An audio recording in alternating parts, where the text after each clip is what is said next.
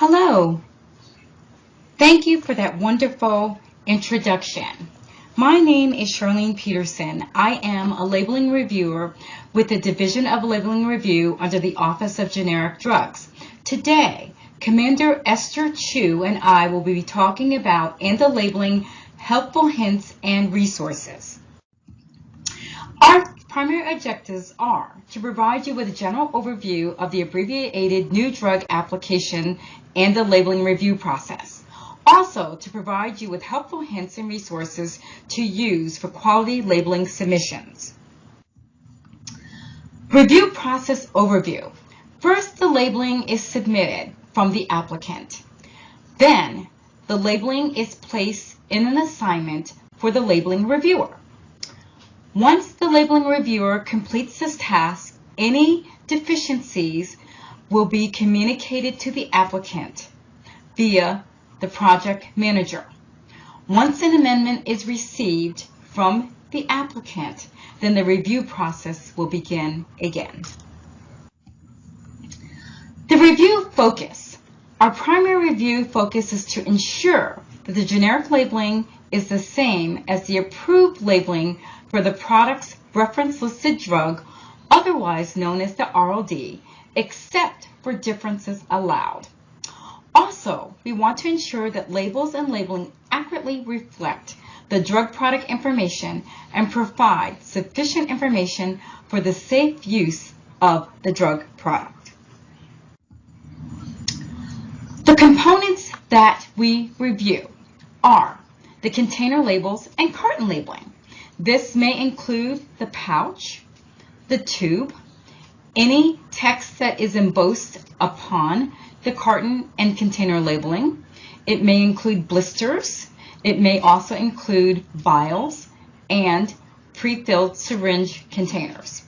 Also, we review the prescribing information. We review drug facts labeling, which is your over-the-counter drug products, the medication guide, patient information leaflet, and instructions for use. I will be speaking primarily on the components for labeling, which include prescribing information, medication guide, instructions for use, and patient information, container and carton labeling.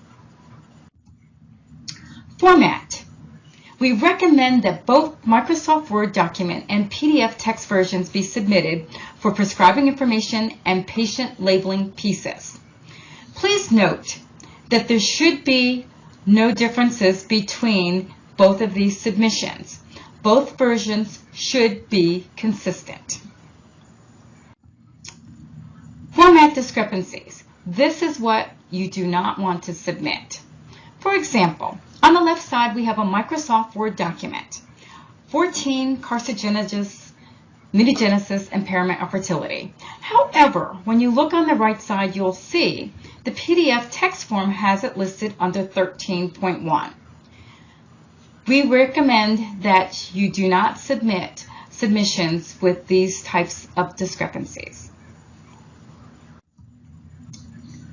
Sometimes we encounter editorial revisions. Examples may be spacing errors, duplication of text, and spelling. Sometimes we also encounter grammatical errors and data errors. Prescribing information. Most prescribing information today is in Physician Labeling Rule, known as PLR format. For further information on this, we refer you to 21 CFR 201.57D. Medication guide. According to the reference that we have listed here, 21 CFR 208.24B, each manufacturer who ships a container of a drug product in which a medication guide is required under this part is responsible for ensuring that the medication guides are available for distribution to patients. A medication guide can be submitted in electronic format.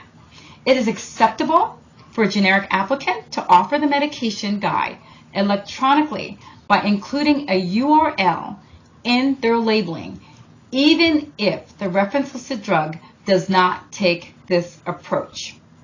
Also, it is noted that this change of submitting in an electronic medication guide can be submitted in a Changes Be Affected CBE 0 supplement. Your electronic medication guide. An applicant may use an informational statement and a non-promotional website to instruct the authorized dispenser to access the website and print a copy of the medication guide to provide to each patient to whom the drug product is dispensed.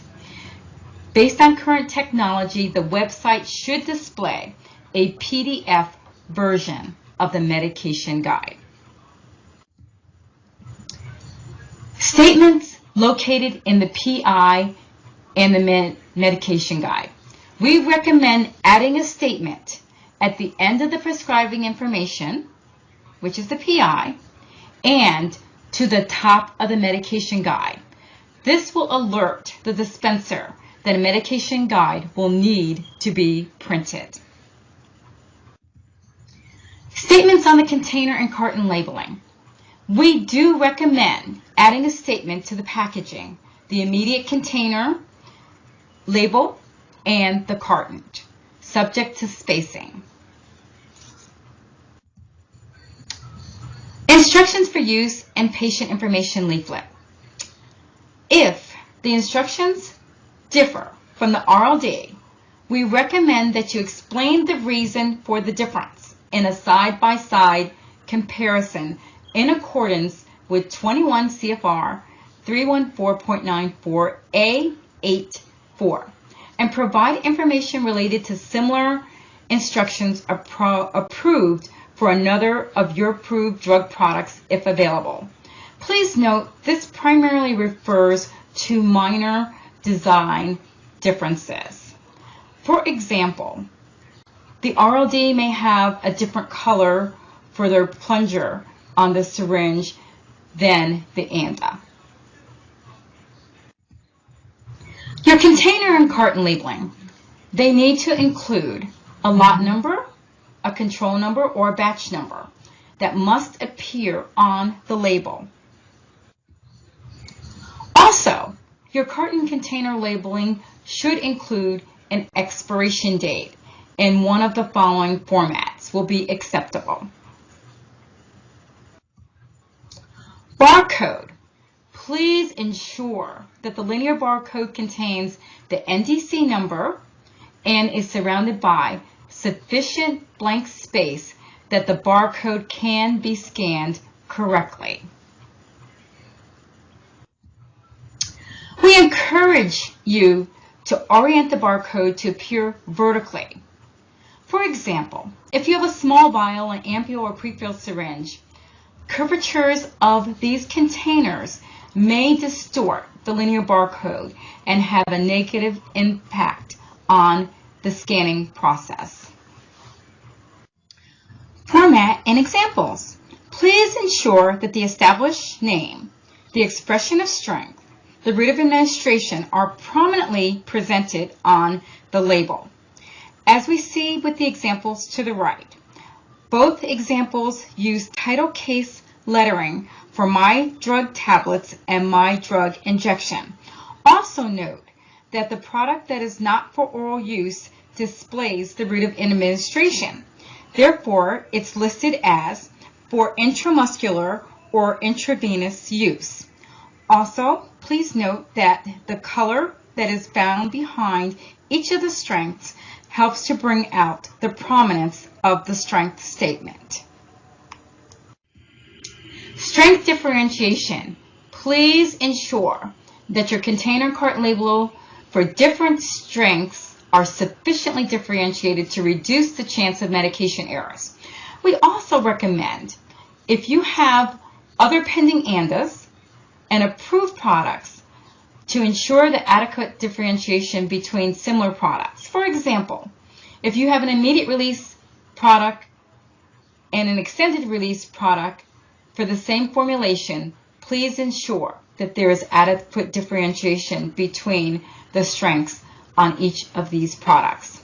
We want to refer you to FDA's guidance for industry, safety considerations for container, carton labeling design to minimize medication errors for more information. At this time, I would like to turn the remainder of the presentation over to Commander Esther Chuh, who will be discussing product-specific information and other helpful references. Thank you. Thank you, Dr. Peterson, for your presentation on the helpful hints and resources on the labeling components. Hello, my name is Commander Esther Chuh, and I'm going to continue on with our presentation on helpful hints and resources, with more focus on information that is product-specific.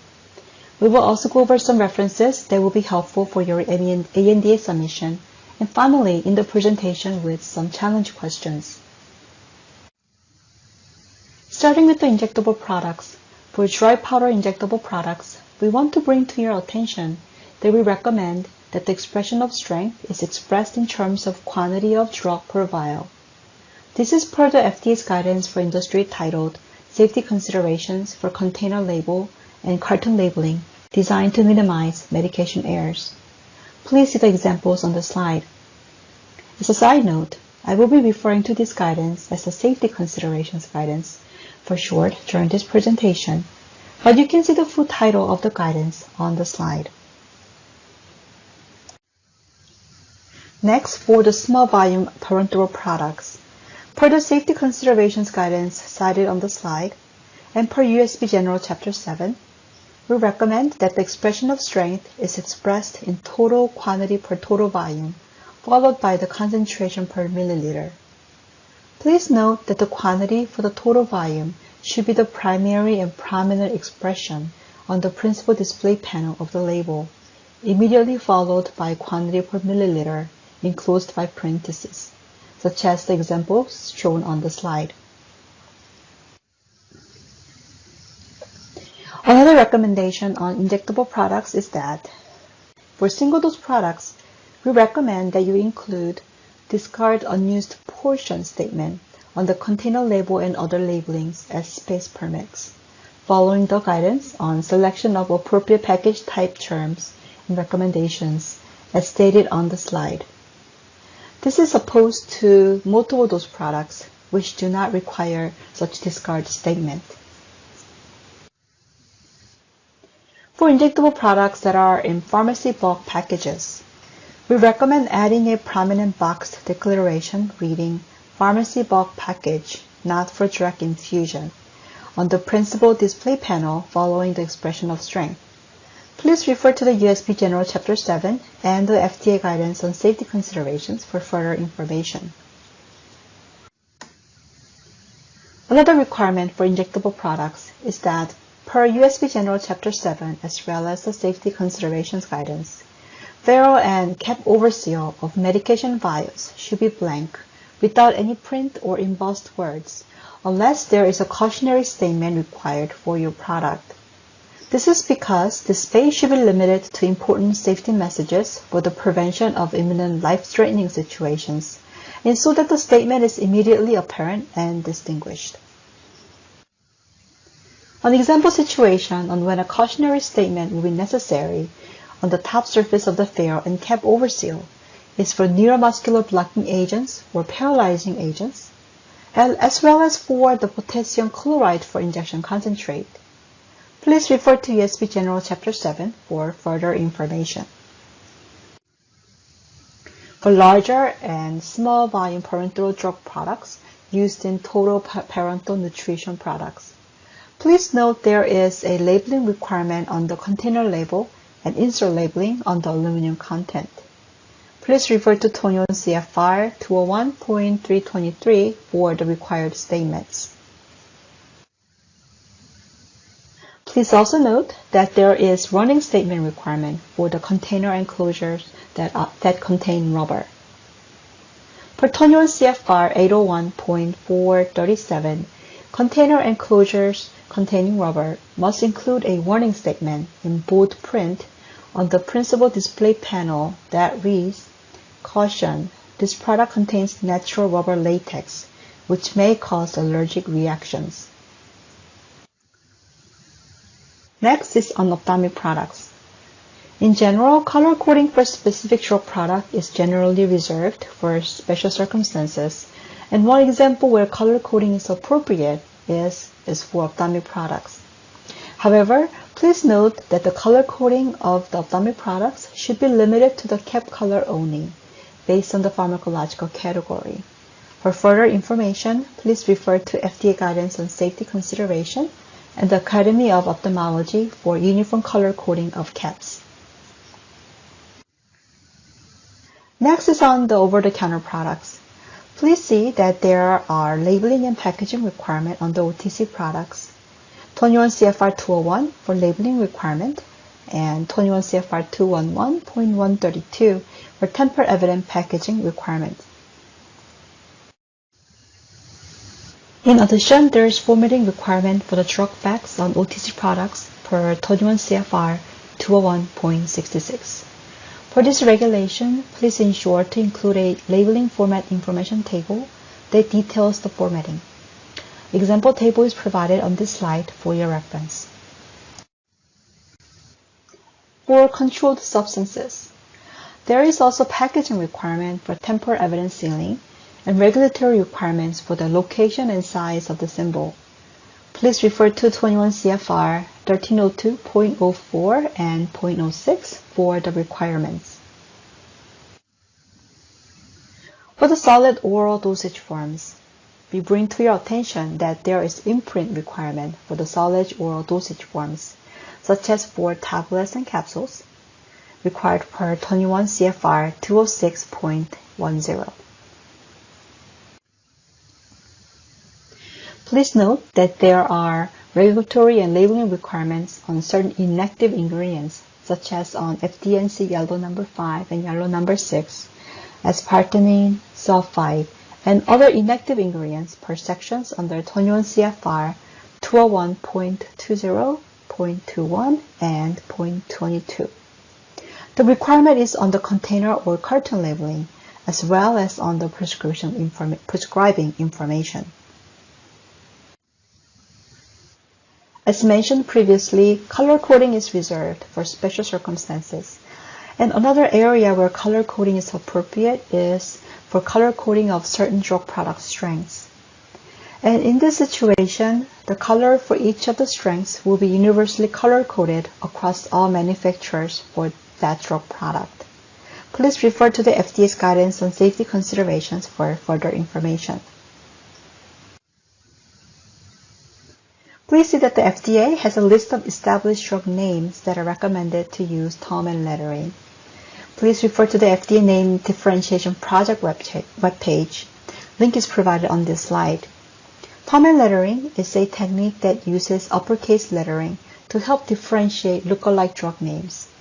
For example, between the acetohexamide and acetazolamide, please see our recommendation on the right using the uppercase lettering to help differentiate the two drug names that look alike. I also would like to bring to your attention that not all first letter of the established name are recommended to start with uppercase letter, as you can see on the right column for the nicardipine.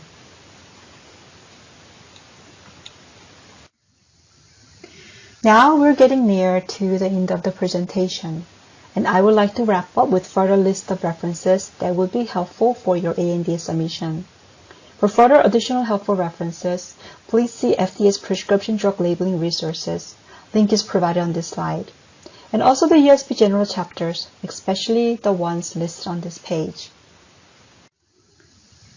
Here is a list of FDA guidance for industry, which provides agencies' current thinking on various topics. The list, although not a comprehensive list, is provided on this slide and the following slide. So here is a list of helpful FDA guidances continued.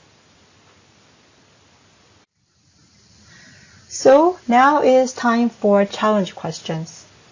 The first challenge question is, can the medication guide be provided electronically? A is yes, B is no. If you answered yes, that is correct. Medication guide can be provided electronically, as it is also considered a means to provide the medication in a sufficient number for distribution. The second challenge question is as follows. Which drug products require a tamper-evident packaging requirement? A. Controlled substance drug products. B. OTC drug products. C. Non-controlled substance drug products. D. Both A and B. If you answered D, both A and B, you are correct. Both controlled substances and over-the-counter drug products require tamper-evident packaging, and again, we refer you to the CFR on the specific requirements for these different product types. This now concludes our presentation on ANDA labeling, helpful hints, and resources. Dr. Peterson and myself thank you for listening in to our presentation. And for any question you may have on the presentation, we will see you shortly at the question and panel discussion session.